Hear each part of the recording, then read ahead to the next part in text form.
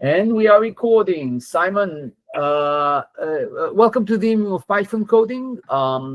We have Simon Prickett with us for the second time now, and today he's going to tell us about CreateDB. So, Simon, take it from here. Hello, thanks everybody. So, first up, it's 1 a.m. for me. I'm in the UK, so I've had some coffee a little bit earlier, and hopefully I'm still wired enough to pull this off at this time of night. But thanks for coming. My name's Simon Prickett. I'm just going to switch to presenter mode and try and avoid that infinity mirror of presenting the Google slide. So let's do this, and hopefully if we do that, yeah, there we go. So you can see GitHub. So I've put together all the resources for this evening's talk in a single GitHub repo. I'll post the URL to that again later in the meeting, but I did post it in the chat already. So if you want to try any of this stuff out for yourself, then you are very welcome to do so. I encourage you to do that. And everything we're looking at today is free and open source. So all stuff you can try yourself. So let's switch over here. So hopefully, yeah, we've got slides now. So who am I? My name is, as I said, Simon Prickett. I work in developer relations for CreateDB, which is a company that makes a product called CreateDB. So I always try and declare my biases. So this is my job. I work at CreateDB to advocate for CreateDB. So I'm here to tell you what it is and what you can do with it. I'm big into letting people figure out and find out for themselves whether something is good for them. So everything that we can do tonight is all available in GitHub, including all of the data. It can all be done inside a free cloud tier database, or you can do it in a local database in Docker. So if you think this might be a thing that's of interest to you, then you can go play around with it yourself. And we also have some free online courses you can do that I'll talk about later.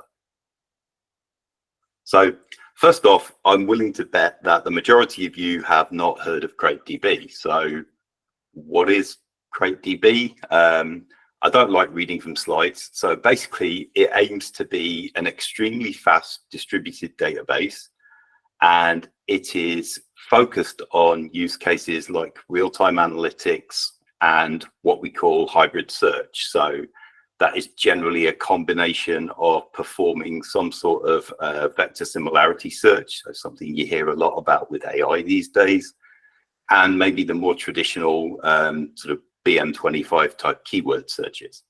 So it's a database. It stores all sorts of different types of data, and we'll get into that in a minute. It's open source. And the other thing that's not on this slide is everything is accessed through SQL. So it's a SQL database. It should be something that if you've used SQL before, you can adopt fairly quickly if you want to. So again, don't really like walls of text. So just very quickly, what can you put in CreateDB? Pretty much anything. So you can store structured data. So you might have things that fit nicely into tables and have a sort of repeating rigid structure, like this field's always a text and this field's always an integer and this one's always currency and so on. You might have semi-structured data. So something where some of those values are sometimes missing, or it's in the form of, say, a JSON document or a dictionary. And you can store those also in CreateDB in tables. We have an object type, and that allows for either some level of I know what the schema is and I want the database to enforce it, or I don't know what the schema is and I want the database to just accept it. We can also store unstructured data, so stuff that has basically no schema to it whatsoever. You could literally define an object table in CreateDB and just throw arbitrary JSON in there. It will take that and it will allow you to query it. One of the things that we aim for is we index everything by default.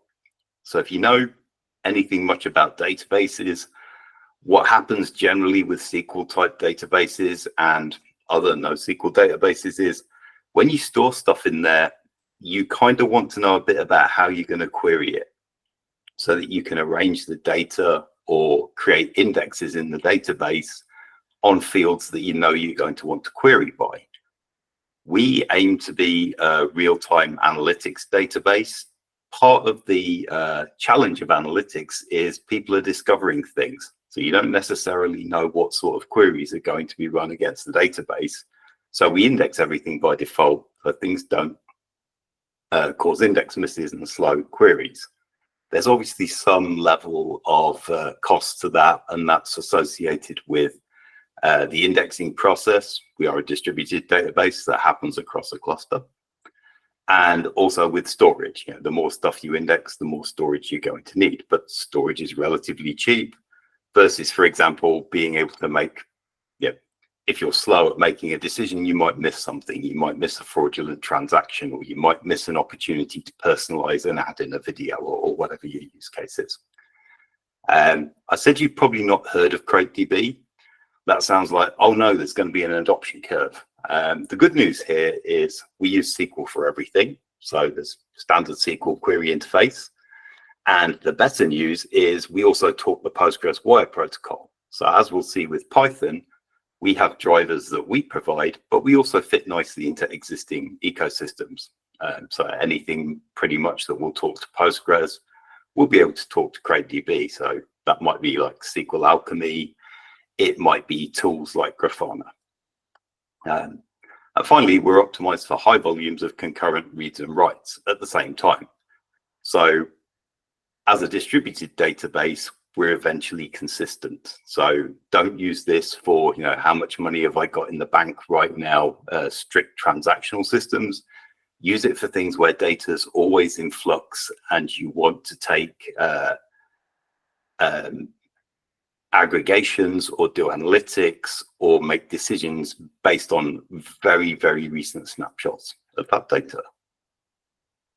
So why do you want something like this? So we generally see what's happening, especially with AI these days, where to get good AI, you need good data and a lot of context to feed into, say, an LLM or whatever it is you're going to be doing. What we see is people generally have data in lots and lots of different places. So traditionally, it might have been stored in a regular RDBMS, MySQL sort of thing. You might then have put some stuff in Mongo or a document database and so on. And people grow this sort of what you could look at as architectural spaghetti, but it's not necessarily. It's just people making good decisions with what was available at the time. And now there's use cases where we're not going to say throw all of this away and replace all of this with CrateDB and we'll become the database of record for everything. That's not what we're saying here.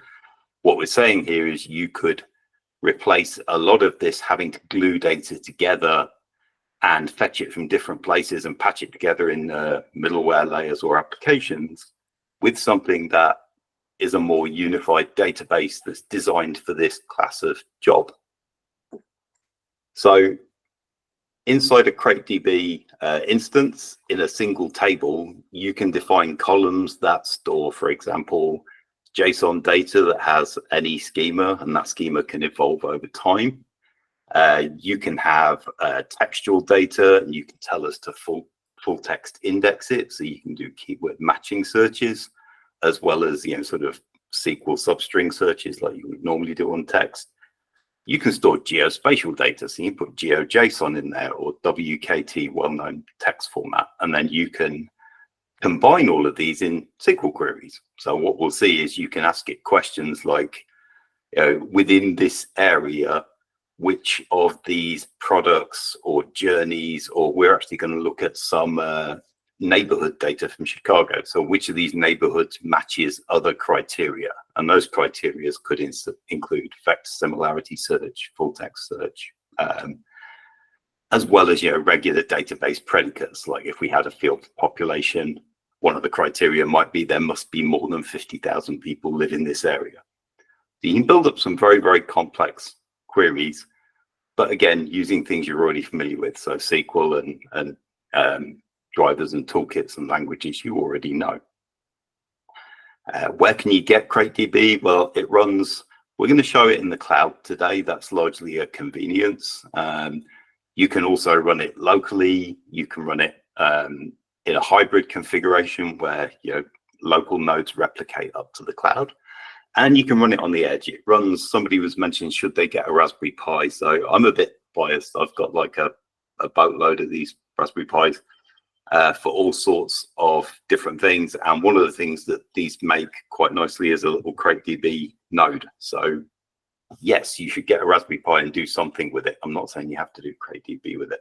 And we'll actually look at some little microcontroller applications with CrateDB later on in the presentation.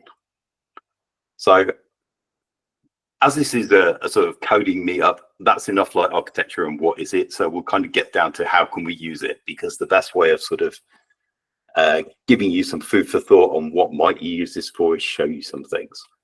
So there's a couple of ways of talking to CrateDB from programming languages. So we're here for Python, but this applies to all of them.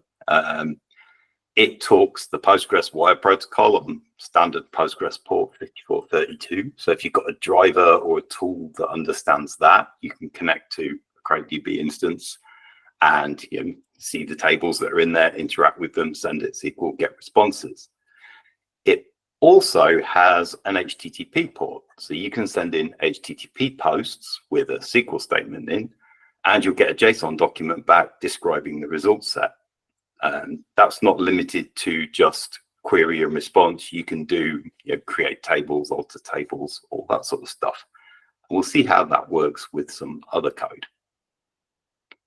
So I'll leave this up here for a second.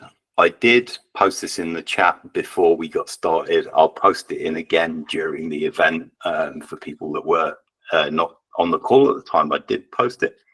But if you want to follow along with everything that we've got here or play around with it in your own time or what have you, then I put together a little GitHub repository. It's mostly a signposting thing. So there's a README in there with links to all of the other things that we're going to use. So what are we going to do? This is sort of Python related. So I wanted to show how you can access and use CrateDB. We're going to write some SQL queries, or going to show some SQL queries. I'm going to show how to form those up and deal with the results in different ways in Python. So I'm going to begin with some stuff in Jupyter Notebooks that uses SQL Alchemy, so a common way of accessing databases that you're already familiar with, perhaps from other databases. And we're going to use some data about the city of Chicago. We're then going to have a look at some data about offshore wind farms, and we're going to look at a basic Python and Flask example. So Flask is a framework in Python that's very popular for building APIs and sort of web application backends. We have our own driver for the Python language, so we're going to look at that just to be different from SQL Alchemy that we'll have looked at first. And then finally, Simon, before you run around and do this, someone is asking, Glenn is asking, how safe it is to implement in a business environment settings like CrateDB? How safe? We have basically, if you were running this locally in your own environment, you'd probably run a cluster in Kubernetes and secure it that way. So you'd lock everything down so only the right things can access the database ports from the right places. In terms of in the database itself, it's got a proper sort of roles and role-based access controls and so forth. So you can limit who can see what, who can do what, even if they have got network access to it. If you were running a hybrid solution, then you probably want to have some sort of private channel between the cloud and your local. This is quite a popular database in industrial IoT situations where the thing is running largely in the warehouse, but then also is running in the cloud for macro aggregation of, well, what if we've got multiple warehouses or we're looking at multiple machines? So hopefully I'll come back. Production ready, right? Yeah, exactly. So this is we've got, as a company, we've got SOC 2 compliance, which applies to the way that we build the company, run the company, build the product, and operate the cloud. And then, yeah, we have commercial customers in like warehousing, um, both sort of aspects of warehousing, both sort of manufacturing of the thing that's built there and the management of the warehouse itself and the machinery in it. And then we have customers that work in the logistics area. And we've just, I think, published a case study with a company called ABB, who are a large industrial conglomerate. They're using this to manage EV charging in a wide range of production environments. So yeah, this is absolutely production ready. And the way that we work is, we're open source. You can take it and do whatever you want with it.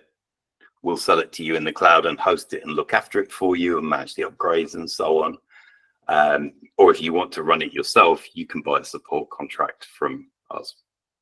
So that's kind of like the business model. So just going back to this. So the other thing we'll be looking at is at the other end of the scale. So, there's lots and lots of little devices out there. And we have an HTTP port, so you can, in theory, connect, tiny devices. Like I've got a few. We'll have a look at these properly later. I've got a second camera. I've got a few Raspberry Pi Pico devices with sensors attached to them. You can write some very simple code that pushes that data straight into a CrateDB database using nothing else but the request library in Python.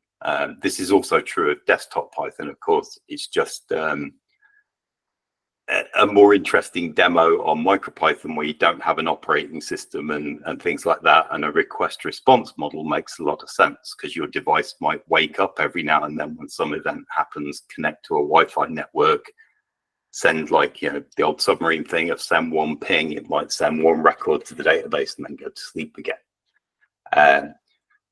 If you're a solutions architect, is it architecturally a great idea to connect little devices directly to a database? Probably not. You probably put Kafka or somewhere thing in the middle. But this is kind of just to show the point that you can do that, and that it's very, very easy. So that's the good bit. Is that's it for the slides part of the equation here. So what we're going to do now is go and do some actual real things. So what I said we would do would be, we would start by looking at some Jupyter notebooks, and we'll see how data works in CrateDB and how we can access that through SQL Alchemy. And then we'll move on to a Flask application, and then we'll move on to some MicroPython. So first off, what you need to do is, I've gone ahead and done this, but if you're going to have a go with this later, you can get a cluster in the cloud. So you go to our website and you can sign up, and what you'll end up with, you ask a couple of questions like, where do you want to put it? So I chose to put this in Azure, and I'm over here in England at the minute, so West Europe's the closest zone to me, but you could put this in like Google Cloud in US Central, or AWS in Northern Virginia if you wanted to, or out in Oregon. We have a range of those. And what you get is some credentials to connect to your cluster. So as you might expect, it's got a host name and some port numbers and a database name and a username and all of that stuff. And you get a console, so we can, this is just a command that I was messing around with before. We can write SQL commands in here, but what we've got at the moment is basically a blank database. So by default, the schema in here is called doc. There's nothing up here in the doc schema, so we haven't got any tables. These tables are system tables that you can query for the state of the database. So I'm starting with a completely blank database for this demo. And what we're going to do is create some tables, load some data into it, run some queries with different Python frameworks. So going back to here, I have a couple of links to some Jupyter notebooks. So let's open these up. And we're going to start with one that looks at, excuse me, the different types of data that you can put into a CrateDB instance and how you can mix them all up in a query. So we are going to open this. I'm using Google Colab just because it's convenient and lets me stay in the browser. It's not the fastest environment to execute things in, but we'll get there. So I'm just going to go ahead and install some dependencies that we need to run this. So this is a Python meetup. So what you'll see here is we are using SQL Alchemy CrateDB. So what does that mean? SQL Alchemy is like a framework for talking to databases in a standard way. CrateDB is like a dialect for talking to CrateDB, which largely looks like Postgres to SQL Alchemy. There's a few little differences that that deals with. And once we've got all of those installed, we are going to go ahead and connect. So I have some code here that we're going to need to change to put the connection string from my database in it, which I got when I created the cluster. I'm just going to go ahead and share that because this is a throwaway database that we'll get rid of later. So what I've got here is my connection string. Don't share database passwords on the internet for things that you care about. So what we're going to do is just paste in my connection string here.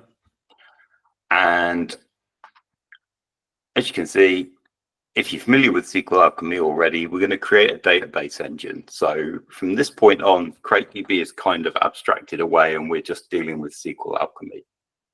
So let's do that. And that's finished running. So hopefully we can now actually create some tables. So here I'm creating a table from a SQL statement. We're creating a number of tables. These are going to hold open data from the city of Chicago. So this one here is going to store information about, I think we might have had somebody from Chicago on the call, but Chicago is divided into 77 community areas or neighborhoods. And for each of those, we're going to store the name and its area number. They all have actual official numbers. And then we're going to store some information about it. So inside this SQL, inside this relational like table inside a SQL database, we're storing some things you'd expect. So an integer and some text. We've got an object field here. So think of this like sort of dictionary in Python or JSON object. We're saying that's dynamic. So that basically means we can throw anything in there and the database will expand the schema as we keep putting things in and it will index it for us with some assumptions. I'm also saying I know that there's actually going to be these fields. We're going to have something called description. It's going to be text and I want that full text indexed so I can write like text matching queries over it, so we can look for keywords or things that are nearly matching keywords or phrases. And down here we've also got community areas have boundaries. They're actual spaces, you know, on the map, and we've got some geodata for that, so we can store that directly in CrateDB as well. So we'll see we can then write queries that use this data, and we can mix things with, like, you know, we can mix a full text search and a geo query in the same SQL statement and get a result set that represents both of those. We have some other tables here. We've got one for 311 calls. So most folks here, I think, live in the US, but if you don't, 311 is where you call for in your city for like a non-emergency issue, like there's a dead animal outside my house and it smells, or the street light doesn't work anymore, or my neighbors are just being really annoying and noisy. So Chicago has quite a lot of information about those. So we're storing these in the database as well. Again, you'll see here, I've got an object field that's got like one level of depth in it, and we know what the schema is, but I'm also saying, oh, this is dynamic. So if anything else turns up in here, just accept it. We could use a strict object here, in which case the database would reject something that doesn't look like this schema. So you can either have the database be fairly pragmatic and accept anything, or lock down the bits that you want a strict schema for.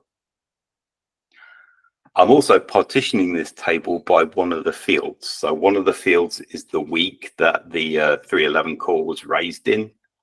And I'm actually creating that from a date field. So I'm just saying truncate that date back to the start of the week and then partition the table by week. And this is a tactic for, 311 calls will go on forever. It's like an infinitely growing data stream. And if we partition it by week, that means that the database will allocate physical storage so that weeks worth of data lives together, and it knows which sort of chunks of the table to look in when we query that time period. But also, if we want to go and delete some of that or offline it to slower storage or move it to another instance of the database for further analysis or something, we can do that very easily. So we have a partition table there. And then finally down here, we just have some other stuff about city libraries, which is, there's nothing new in there. So what I'm going to do is just run this, and you'll see we've got a nice green check mark there. And then if we go back to our console, as you might expect, when I refresh this, I've now got a document schema, and here's my tables. So let's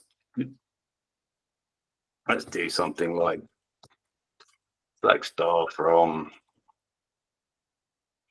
community areas, and what you'll see here is there's nothing in there. So we've just got the schema at the minute, everything's empty. So how do we get data in there?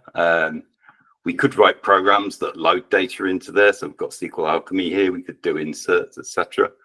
We want to bulk load a load of data that we've scraped off of the internet, basically. So I've got some data files. They're in this case in JSON, and see what they look like. So, and see if it's going to pretty print it. No, it's not. I don't think the doc type's correct. But you get the idea. We've got some JSON files here for each of the community areas. There's some big fields in here. So this is the geopolygon for the boundary of one of the areas. And what we have here in Crate is we can basically say, oh, I want to populate a table from either a JSON file or a CSV file or a compressed version of either of those, and just read each line into a record. So what we're doing here is, again, just SQL Alchemy. We're executing a SQL statement. What's actually going to happen is the cluster will go and get this file and it will populate that table. So I'll just run this, and you should see we get 77 records. And then if I go back over to here and we do this, we now should have some data. So we have some data here. You can see the details object has the things we defined in the schema. So we have a description of the area. It's been full text index, so we can search that accordingly. We have a population for how many people live there. And then we have the boundaries of the area and so on. So we've built some data in our database just from a URL here. And I'm going to do that for the other one. So 311 calls has got quite a lot of data. So that's a compressed, it's a gzip file. Let's also just enlarge that a little bit. So we tell it that it will cope with that. So it's loaded 174,000 records, and finally we'll load the libraries one. So we've got all of our data into the cluster for this initial set of examples. Normally the cluster would basically have a constant process of refreshing itself so that the data is available for querying. We're running on a free cluster here. We just loaded a lot of data. So what we're going to do is force the database to run that process just to make sure that all of the queries that we run give the outputs we expect, because we are distributed, which basically means that, if you're constantly changing the data and running queries, you're going to get different results as data becomes available to query. We aim to minimize the time between data ingest and data being available to query, and also the speed of the queries by indexing everything. So we've got some data, we want to do something with it. And again, this is a Python group. We want to use tools that we're familiar with. So what we're going to do is load some data into a pandas data frame and do something interesting with it. So here we've got a SQL query that is going to select the name and the boundaries, the geoshape, and then one field out of the details object. So just the population. We don't want the rest of it. We don't want the description of the community area.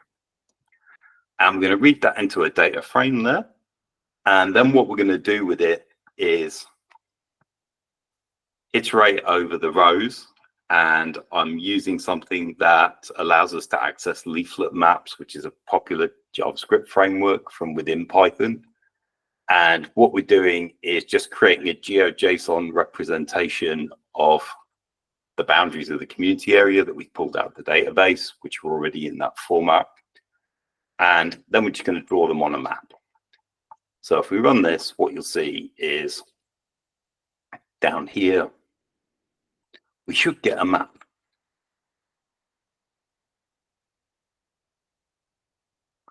We should get a map. And why do we not have a map? Let's just try that again.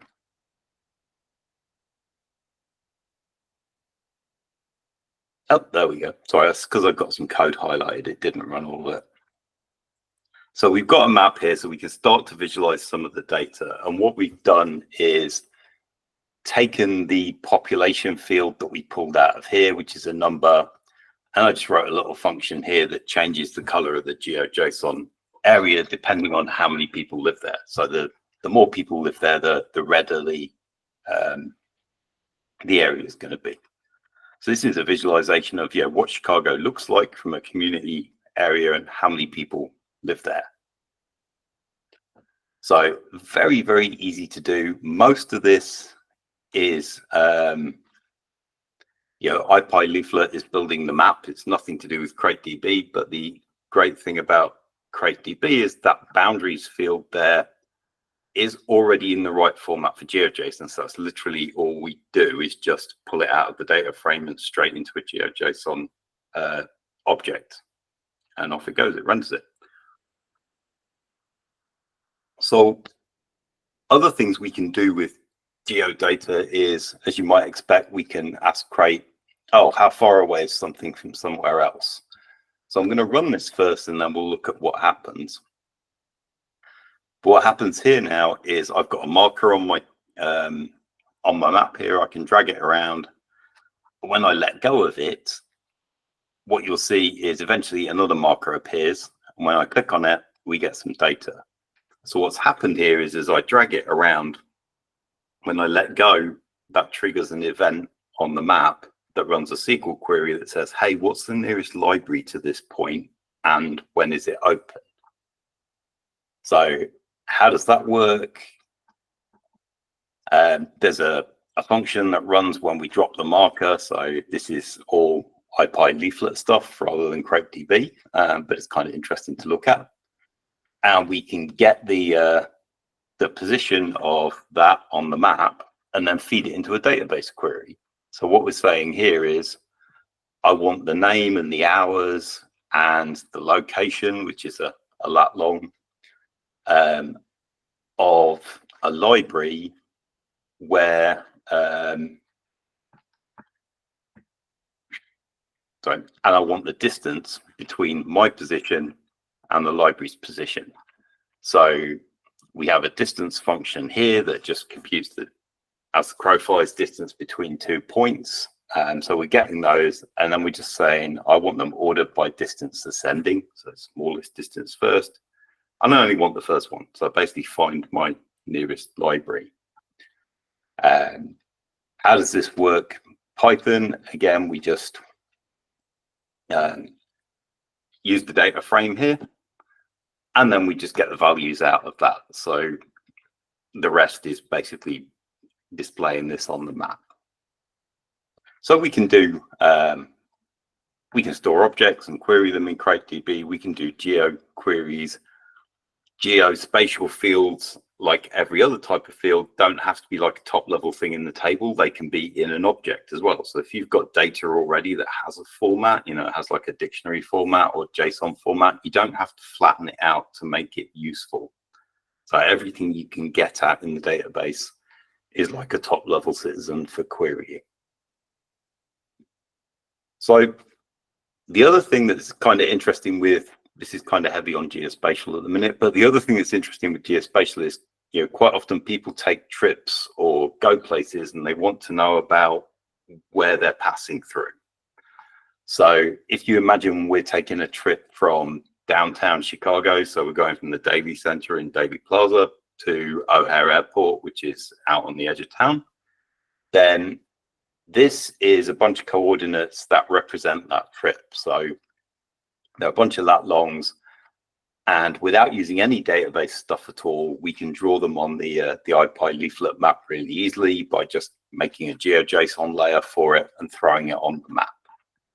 So if we look at what our trip looks like, you can see this black line here. So we start in downtown Chicago and we head on over to O'Hare, and sort of probably self-evident, but these maps are zoomable as well. IPy leaflet's kind of a really fun thing to use. So we've got this trip, and what can we ask the database about this trip? Well, we've got data about 311 calls. So, you know, what do citizens report is going on in their neighborhood? And we've got data about neighborhoods. So we already built a quick map up here that shows neighborhood population density. So how's about we did something that said, okay, well, for this trip, which neighborhoods do I pass through? And how many open 311 calls are there for like traffic issues? So, you know, how likely am I to hit a pothole or something like that? So what we can do here is the first part of that query is going to be asking CrateDB, well, okay, which community areas does this trip, this line here, pass through? So this line is represented by all of these coordinates. We stored it as trip geometry. So we can say to it, okay, I want the name and the boundaries of all the community areas that intersect with our trip. So the line of our trip. And what I want to see is, you know, where the trip intersects with the boundaries of that community. So what community are we going through? And if we run that, we get a data frame back that, you know, isn't visually interesting. It's just a lot of data. So we get the community names and we get their boundaries, and there's 10 of them. And what we really want to do is actually put some context into that. So, okay, we're going through these 10 communities, but what can we, you know, what is going on in each of them?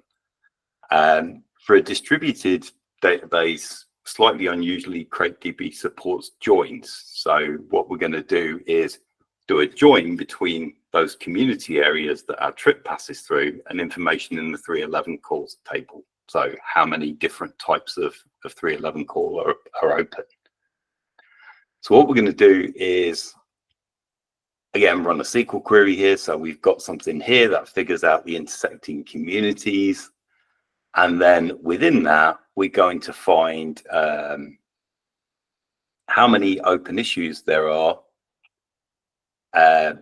where the issue type, well, where the issue is open, and the issue type is one of these three things. So things that relate to roads and journeys. So the issue type might be to do with sign repairs or street lights being out or potholes.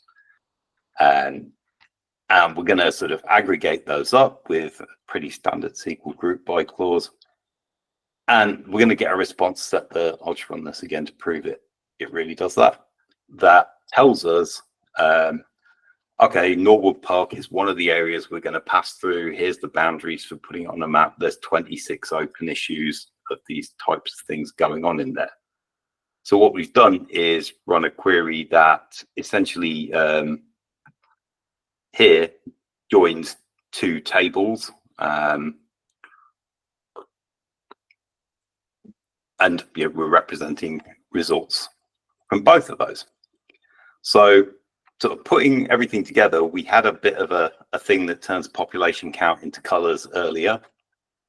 We have our trip, and we have our results of which areas it passes through and which, how many Open 311 calls there are in each of them. So if we run this, you now get a map with, okay, so we can start to visualize we're going from downtown Chicago to O'Hare, and it looks like downtown Chicago is fairly well maintained. Stuff gets fixed.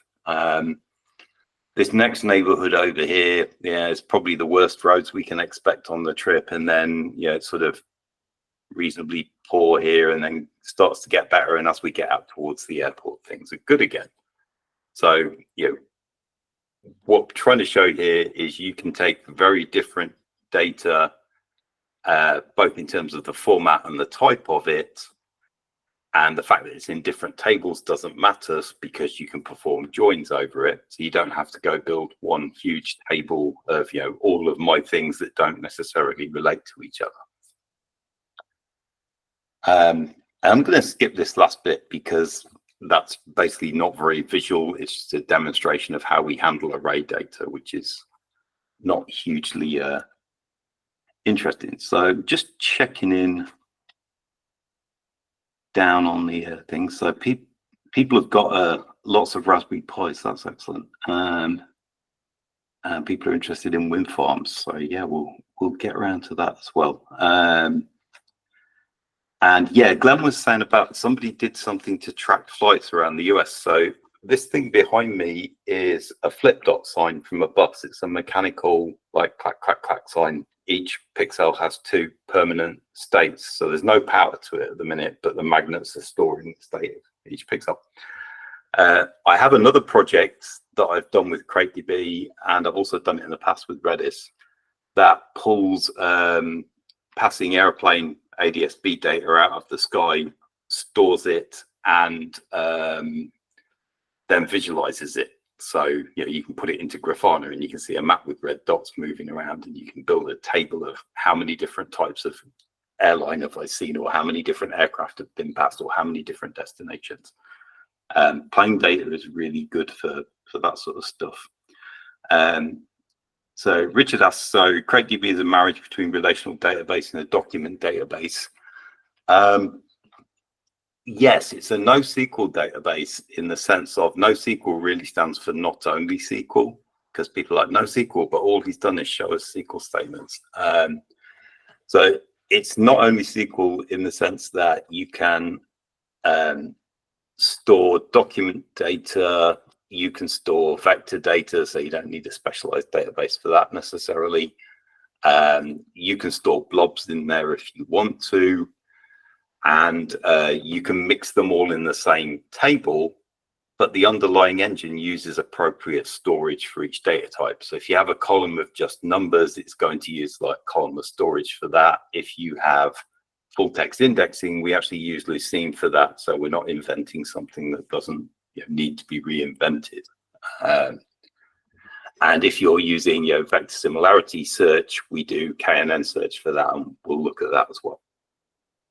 So I am going to, Glenn also said you should add a function to avoid high crime areas. The data for that is actually available.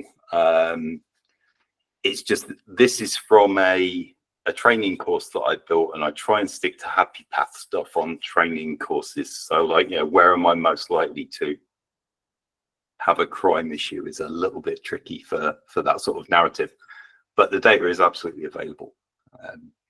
Chicago is actually really good at having an open data portal with lots and lots of stuff in it.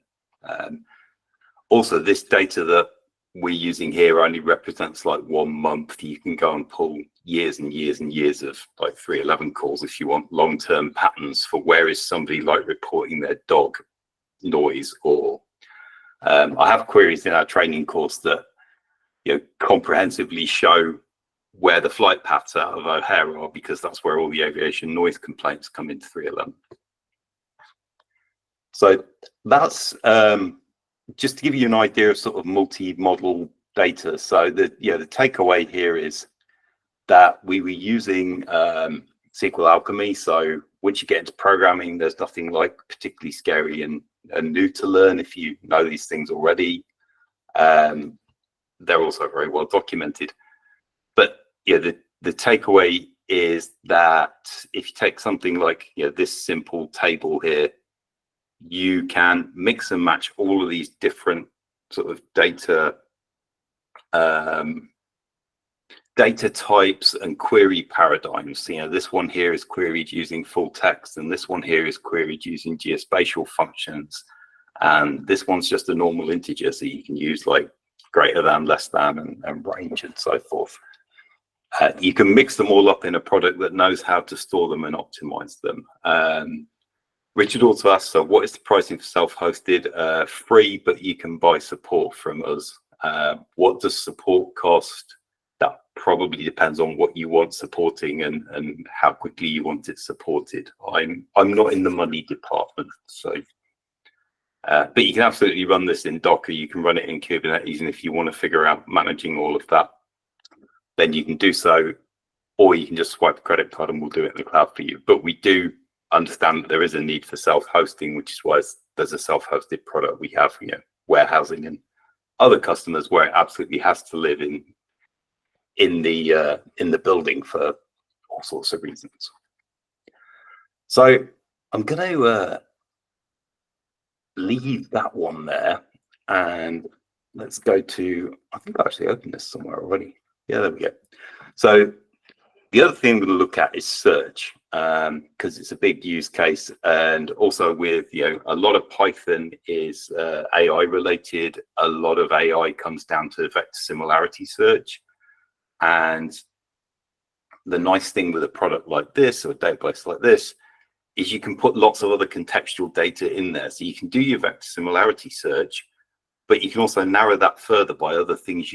So if, for example, you're doing a vector similarity search and you want to do it on products that are in stock, the in stock is just another column in the database. So you can just do where stock level is greater than 0 or whatever right there in the query that does the vector similarity search. And hopefully we'll see how that works. So I'm just going to run a quick pip install in this notebook, and I'm going to grab my connection string back again because we're going to need that.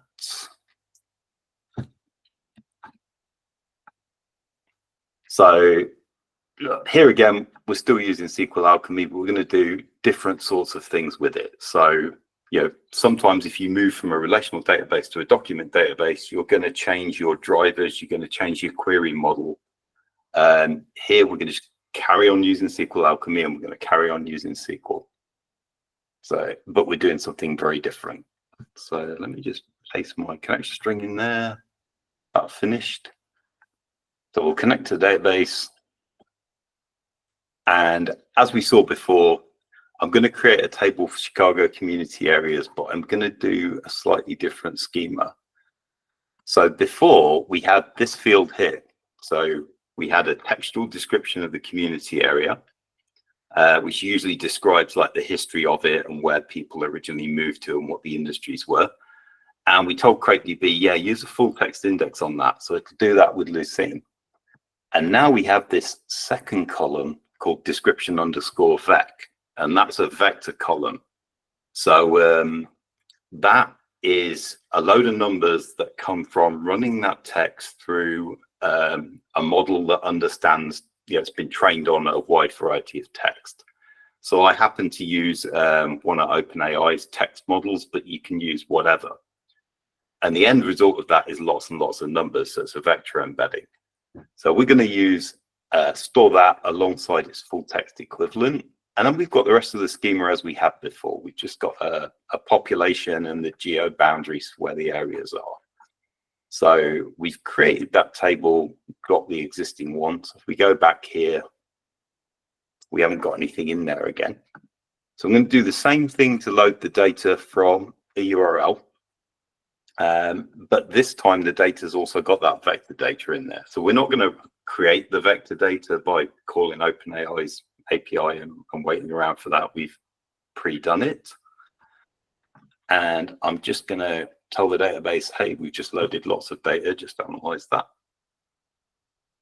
And So what we've got here is we're going to focus in on the text data this time. So I've asked it to just select the name and the description field out of the details object, and also the vector version. So you can see the difference. So this is for one particular community area, number 51, which is South Deering. So you can see over on the left, we've got regular text. And there on the right is what that text becomes after it's been run through OpenAI's text embedding model. You can use other things. You know, we're a database. We don't deal with generating these embeddings. We do optimize for storing them. So we can see what we can do with different sorts of searches against these.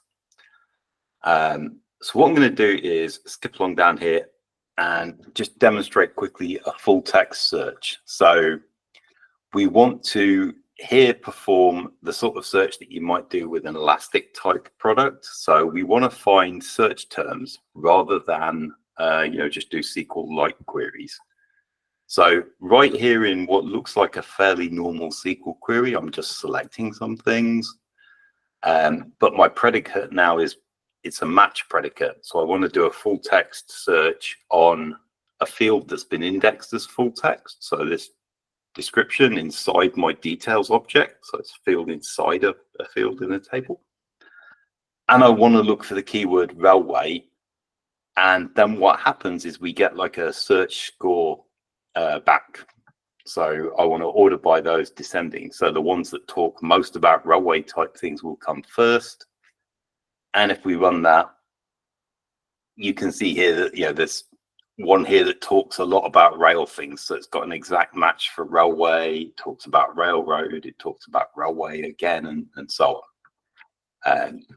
So this is one way of doing search, and something you might be familiar with if you've done any sort of what's called full text search. But again, it's happening right here in a SQL database that looks like a relational setup. So our data is being searched where it is, it's not being replicated elsewhere, and it can be combined with other predicates. So as you might expect, we can do more complicated search queries. So this providing two terms is actually an OR query. So railroad and tracks is like, okay, has it got railroad and tracks? They happen to be in the right order here, but here's tracks on its own, and here's railroad tracks together, and so forth. If we actually wanted the phrase railroad tracks in that order, we can just tell it, hey, that's an actual phrase. And again, we just modify our SQL predicate and we get all the values that have railroad tracks. So I'll skip over a couple of these because they're kind of going along with the same point. But we can also, without going to another database or taking all the data back into Python and doing something with it, we can just run a query that combines full text with something else. So I've got a match here. I'm looking in details description for university. And let's see what happens when I do that. Well, actually nothing happens because I've spelt it wrong.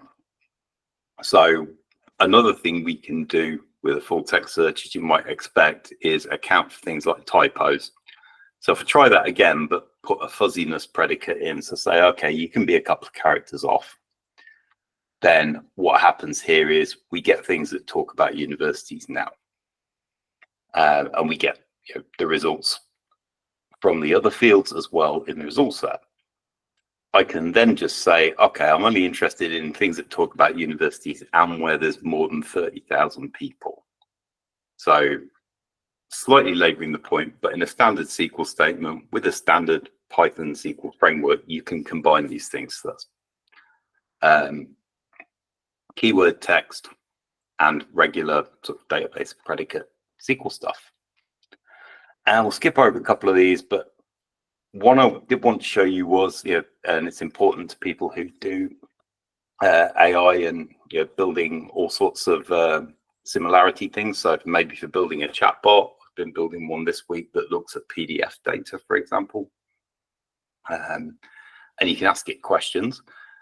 And we earlier stored a load of vector embeddings that we generated with OpenAI's text model. And what you can see is for a given community area, it's just a load of numbers. So that text that we've got describing the community areas become a load of numbers that's only really meaningful to the model. And what databases can help you do with this data is they can basically compare these vectors with a query vector.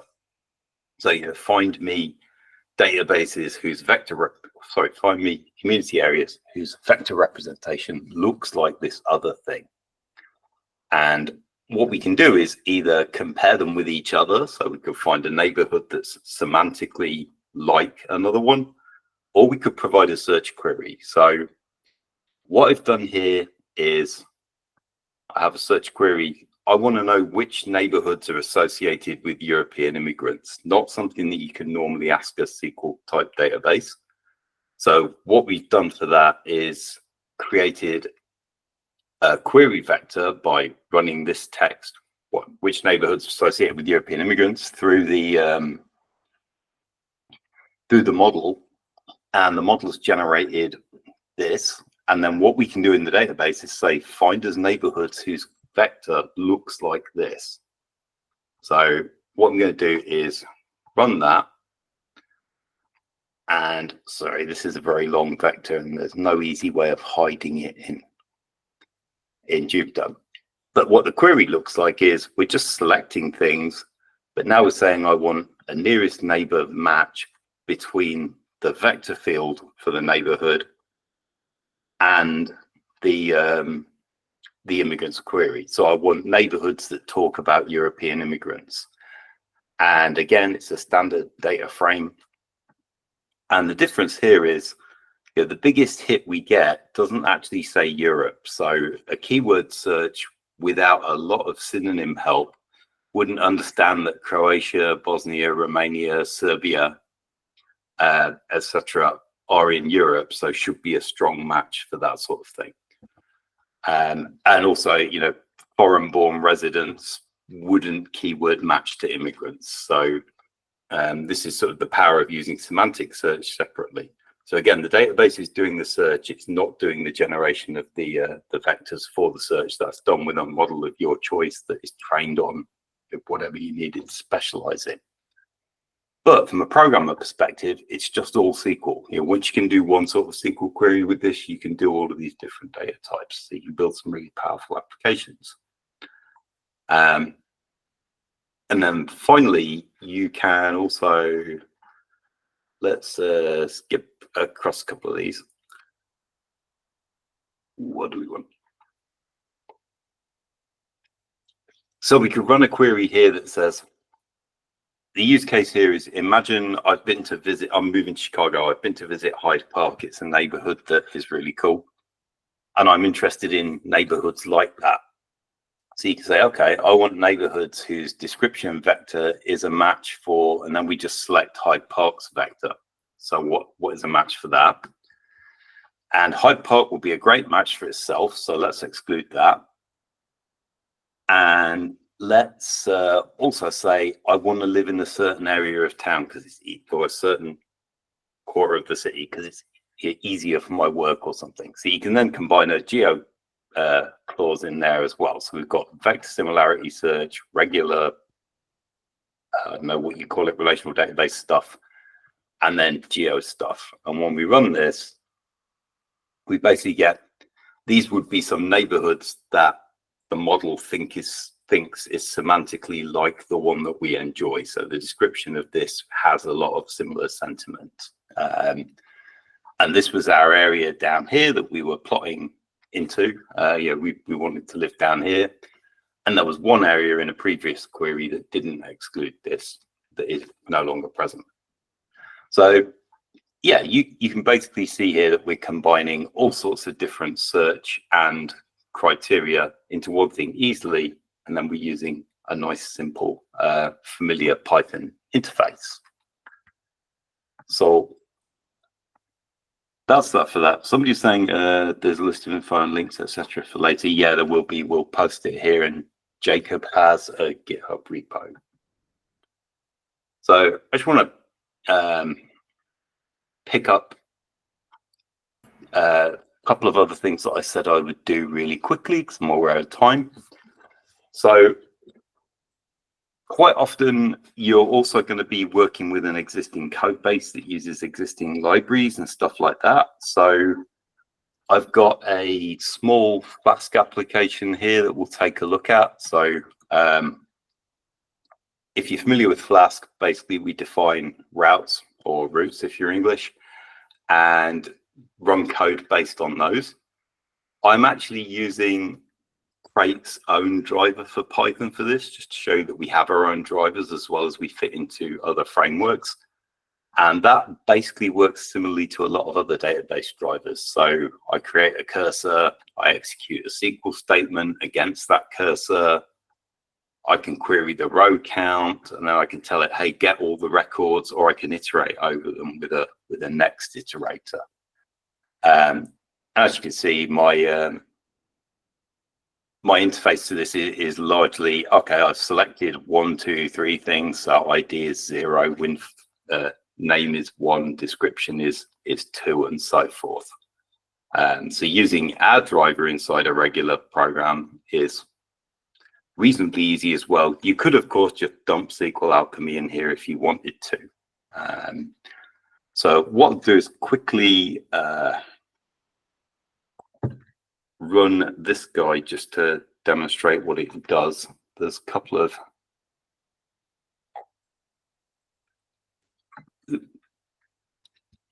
couple of things we need to do inside the README.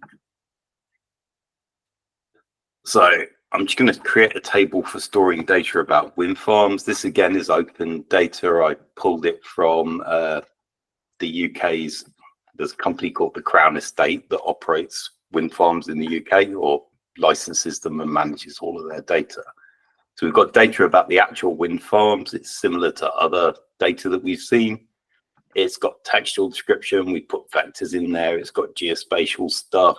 It's got embedded objects.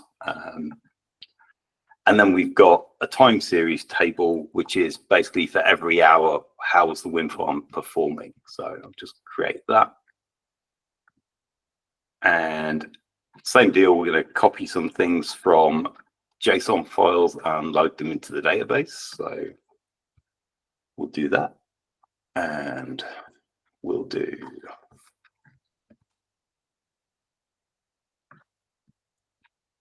this. It's going to take a minute because there's quite a lot of that. So while we're at it, then all we've got is the standard Flask application. So this could be pulling data from any database. With CrateDB, again, we can run different sorts of SQL queries. We just form them up here in the application. So, for example, I can do some aggregations. I can set the average of things. Pretty basic stuff that you would expect. The point of this application is basically to demonstrate that this is easy to throw into a regular application. Now I've got my data. If I go ahead and run this and then go to localhost 8000, there's a JavaScript front end that shows this data on the map. So if you wanted to play with a fun little project from the resources, I'd recommend this one, because when you click on one of these, you get data about the wind farm that's pulled from aggregating SQL queries. But what's really nice is, as you zoom in, you can see different bits of the data set. So we've gone from a singular point for each wind farm to, oh, let's see the boundaries of where they actually are. And then I can click on that and it will run different aggregation queries against the database. And if I keep zooming in, oops, let's not do that. Hello, where's my stuff gone? Let's come back. There we go. If I come back and keep zooming in, what you'll see is eventually it goes off to the database and loads the location of each turbine in the wind farm. So then you can start to see the actual layout of it. So this is partly an experiment in building a fun front end, again with leaflet maps, but also with showing that Flask and Crate play very nicely as well as any other Python framework. So again, this is using our driver. We could swap SQL Alchemy into here, or we could swap a generic Postgres driver in if you have one that you like. And then really finally, I was going to show one other thing with some Raspberry Pi stuff. So I said we have an HTTP port, and you can talk directly to that, so you don't need a driver at all. I'm going to use that to demonstrate a couple of other things about dynamic schemas. So we're going to do the classic temperature, humidity, etc. example. I'm just going to create a table here, and we'll worry about what's going on here in a minute.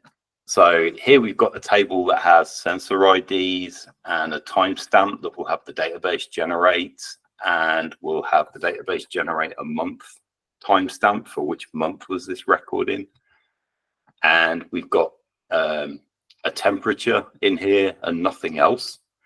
And then what I'm saying here is, here I want the column policy to be dynamic. So if I insert records that have columns that don't exist, it's just going to add new columns for me and infer the data type.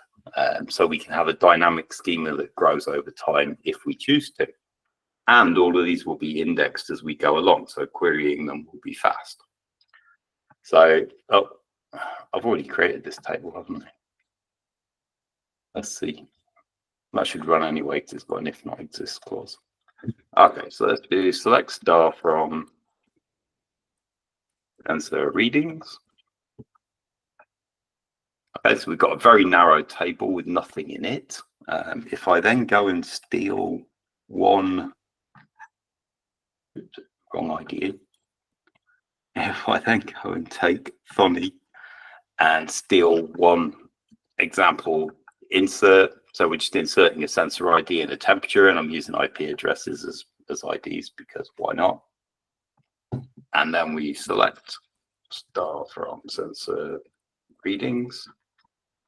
Okay, so what you see is we've still got a fairly narrow table. The database synthesized these two fields for us on insert, and we've just got 4 things.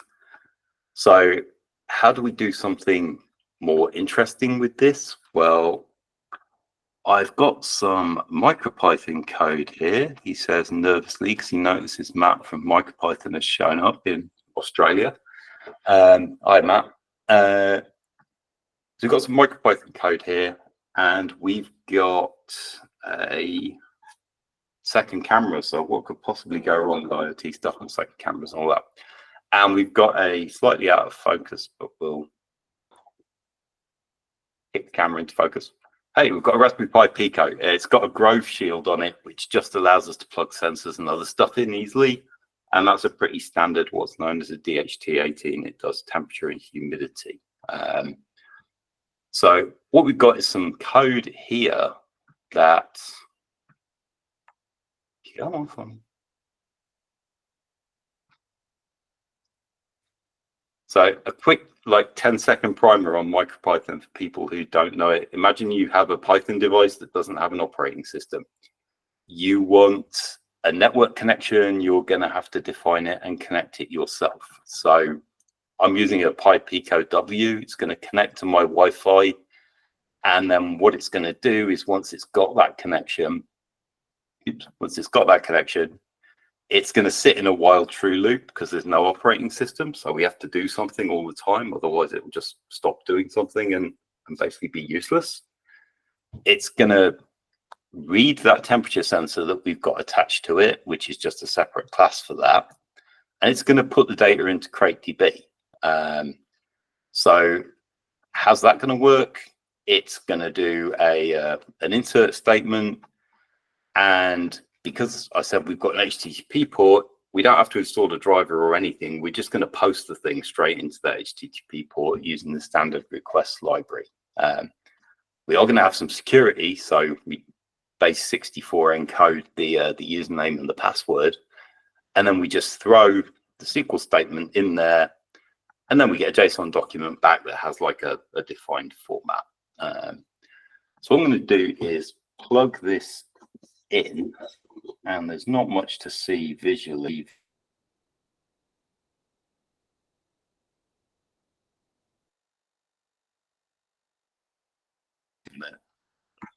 There we go.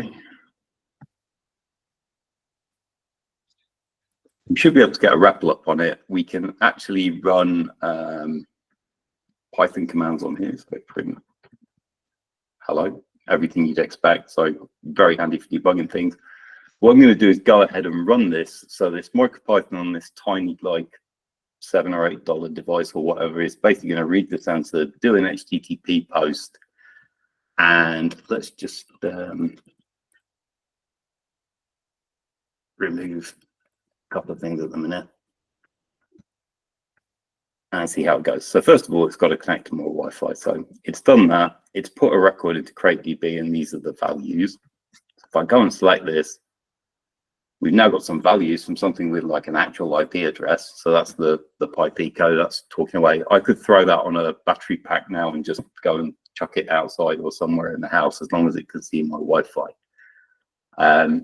So integration, very, very simple. No libraries, just use the request module. We do actually have a MicroPython library that does a few basic things for you. It pretty much just handles base64 encoding this and some other niceties about dealing with the response format.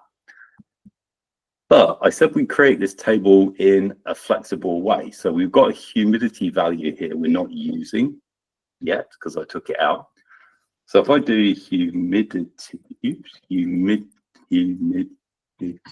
here and put it in there. So what would often happen would be this would fail, right? Because humidity doesn't exist in the table. There's no such column humidity in here. It's not in the table schema. But when we built the table, we told it, "I'll be a dynamic columns table." So actually what's going to happen when I go ahead and run this and it connects to the Wi-Fi and off it goes is, number one, it doesn't fail. So what happened here? Well, what you see now is we've got this new column turned up called humidity, and only that record has it. So the older ones didn't have it. We can't backfill that, but we've now got a table that's changed schema according to the shape of the data. Again, architecturally, is it a good idea to give a microprocessor access to the database and the ability to change the schema? Probably not, but if you're prototyping something or if you're building something for analytics purposes where the data does change a lot and the shape of it changes a lot, you want to accept it and bring it in and do something. And we will basically be indexing that column automatically already. So if we execute this again, you can expect to see some more of these values have turned up. So there's a little bit more in the GitHub repository that will also show that, guess what, this isn't limited to simple column types. You can put an object in there and just put arbitrary nested JSON in there, and it will grow the table by an object column. And then anything can go in there and you can query it and it will all be indexed. So yeah, that was pretty much what I had. So I tend to ask people, normally, if I can give you one thing to take away, it would be go down here, CrateDB Academy, and try one of our online courses. But for today, it would be take the resource URL and try something from here. It's all very easy to get into. There's no cost at all. And you can use skills that you've already got. So SQL Alchemy, or Grafana, you could build a viz on this data really easily. And there's some fun data in the data set to get into and play with. So yeah, that was everything I had. So I'm going to turn off the presenting so I can see people more easily on my main screen. And you should see the applause. Please applaud, make some noise. It's been very nice demo of CrateDB. And I do have some questions, but first applause. Thanks. Yeah, I mean, I think so. Previously, I spoke to this group about Redis, and part of the fun with Redis was everyone's heard of it and everyone thinks it's cache, so it was getting people interested in using other things. CrateDB is interesting because it's not very well known, but it fits really nicely into things. So it's that whole thing of like, try something new that can do all of these like Swiss Army knife for database things, but without throwing away your whole stack or whatever. So it'd be easy to integrate into something. And also, it's not going to be your system of record for like all of the things. That's not a good idea. It's going to be a nice sidecar database for doing really cool things. Okay, so I see some people raising their hand to ask some questions. Let's take a limited amount of questions because the presentation was a little bit long and some people are here for some other topics. But who wants to start the first question? Please go ahead, unmute yourself. If you cannot, put it in the chat and I'll read it.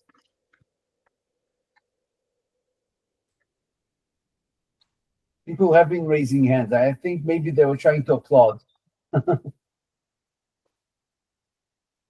Okay, I'll ask a question and then others will follow because I see no one's unmuting themselves. There are several that you showed several things that are done today in AI, like similar K-neighbor search and stuff like this. And you showed it for SQL Alchemy and you used the function like KNN match and stuff like that. Question, and you used another function like that. Are those functions something that CrateDB comes from, or is it something generic? Yeah, so they're in the database. So if you wanted to run like a nearest neighbor match from the Pico and do something with the results, that all happens on the database. So you can build that and scale it out on the database. Results get cached in the cluster and so forth for performance. So basically, SQL Alchemy is kind of there to feed in SQL statements and deal with the responses and iterate through them. The dialect for CrateDB largely deals with data types that CrateDB has that Postgres doesn't have an immediate mapping for. So some of the geo stuff isn't there in Postgres without extensions. And that might change how, which extension you use might change how that's represented. In Crate, we know what it is because it's there in the database. It's WKT or GeoJSON pretty much interchangeably.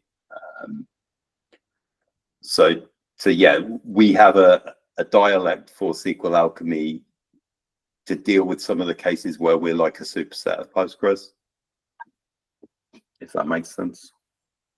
Okay, that makes perfect sense. I needed to ask it because this was unusual and people maybe not have catched it. So this pinpointing the abilities. CrateDB is like a database for the new AI age.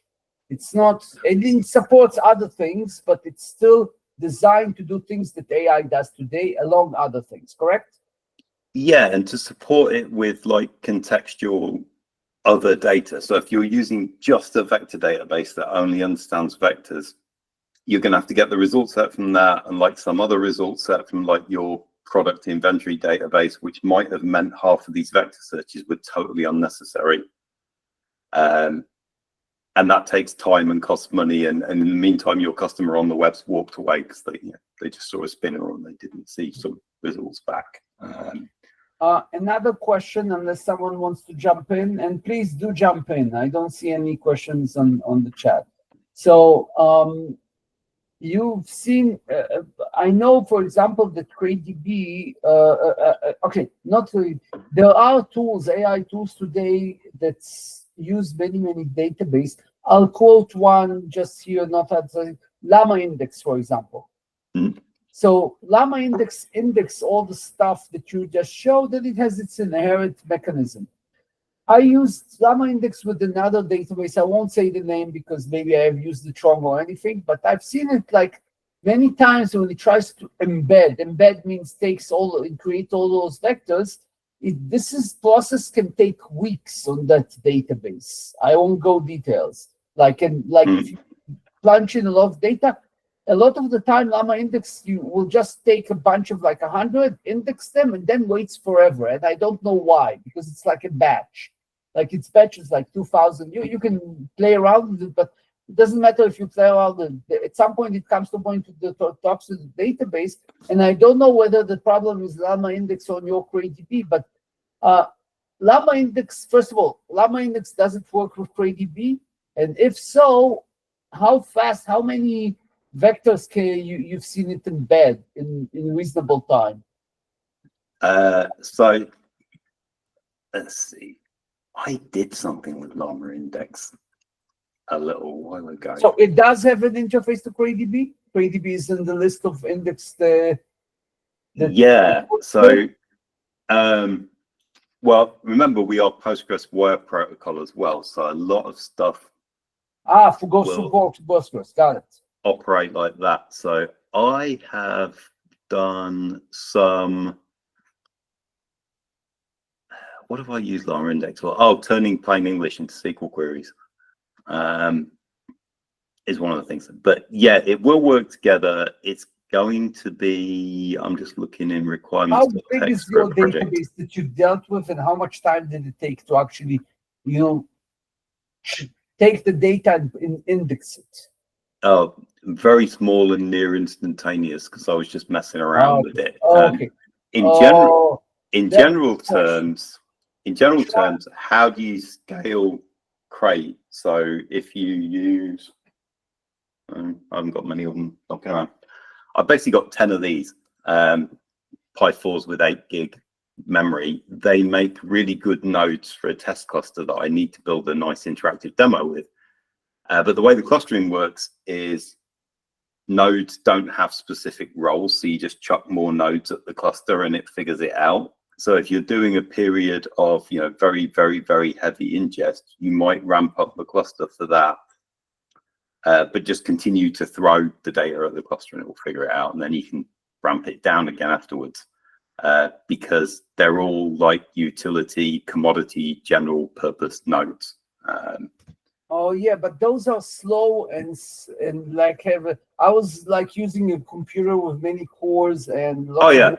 I mean, I just use these as an example of I can bring a bunch of these to the conference and show people how they work. But I was doing it local and I had a problem.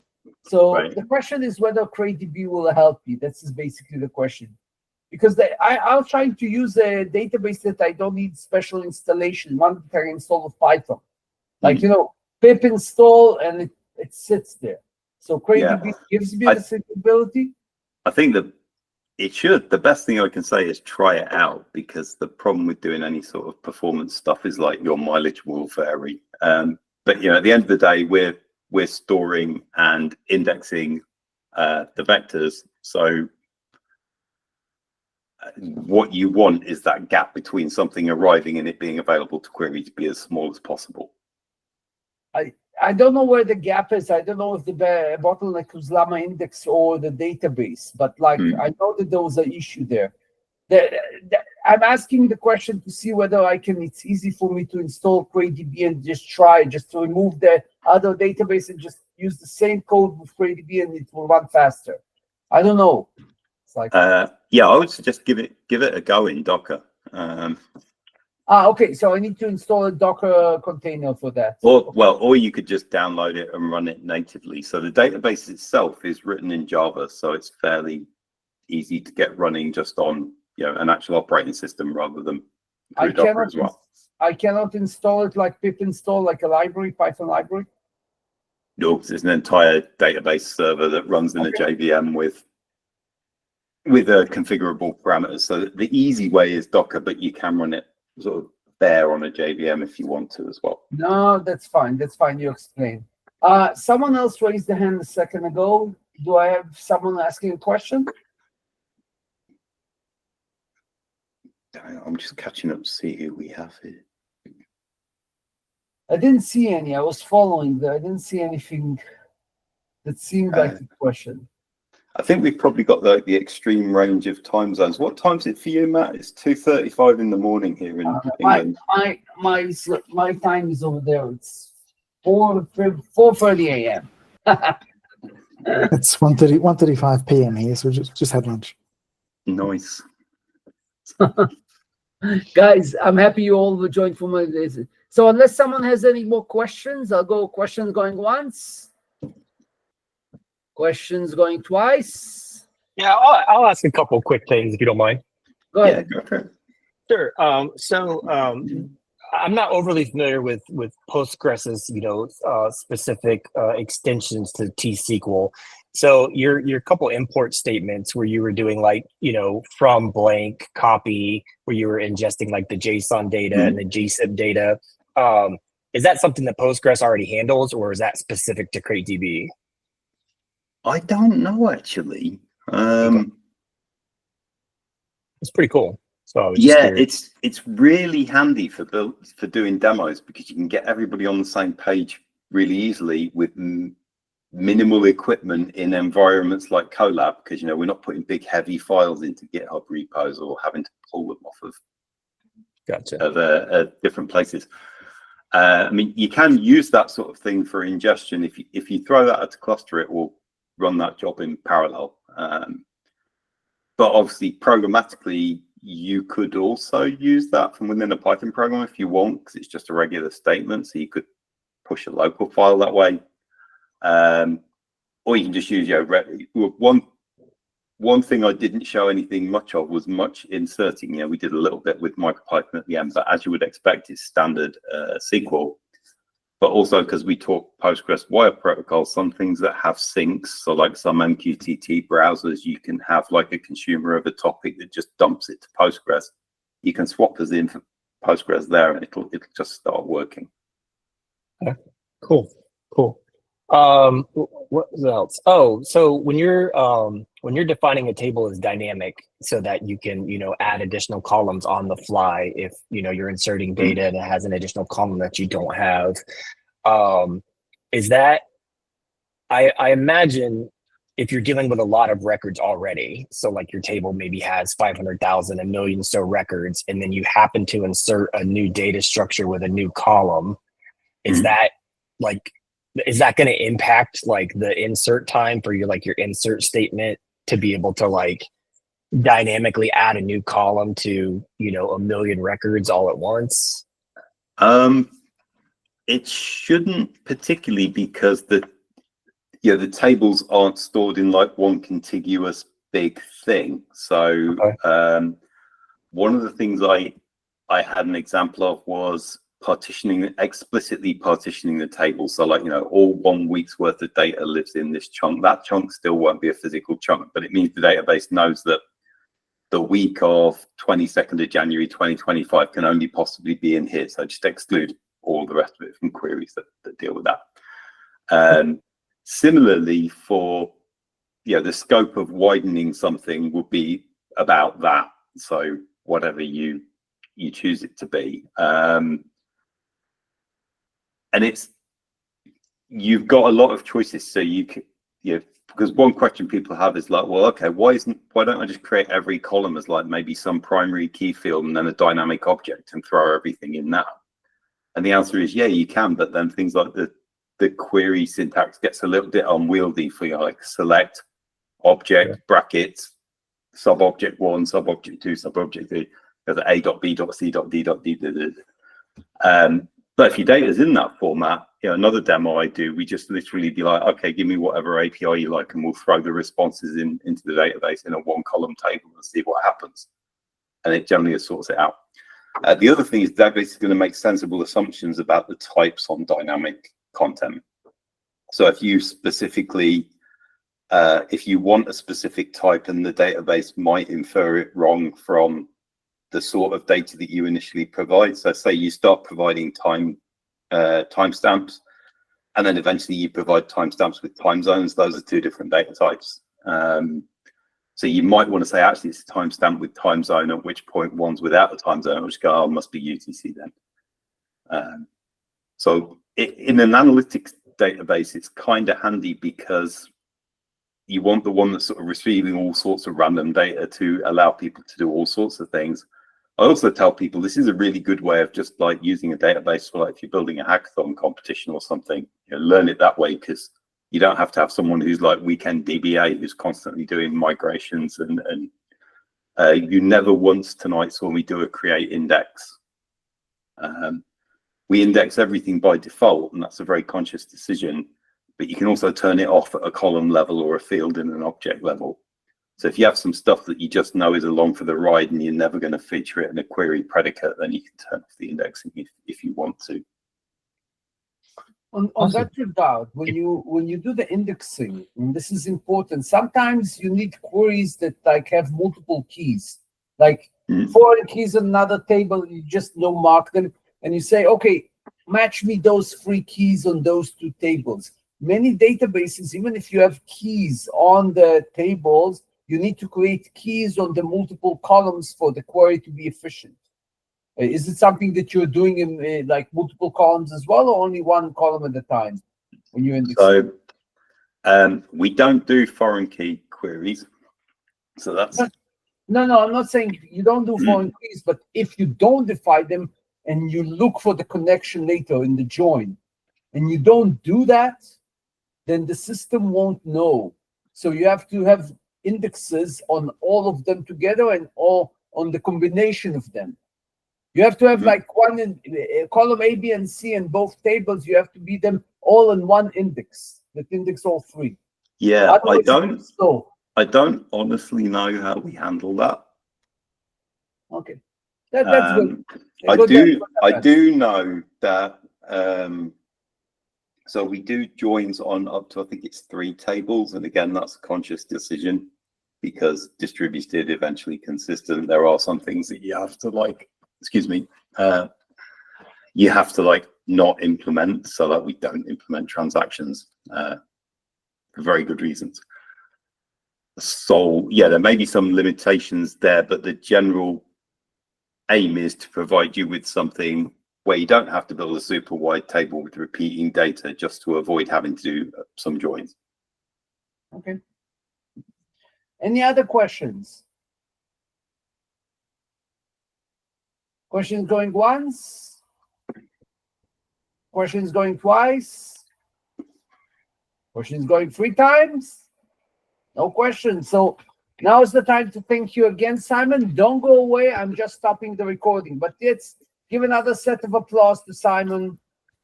Please make some noise. Thanks for coming. It's funny doing these because for like several years, DC and Northern Virginia Python were like my home Python thing when I lived there. So I'm stopping the recording. Thank you again, Simon. Don't go away.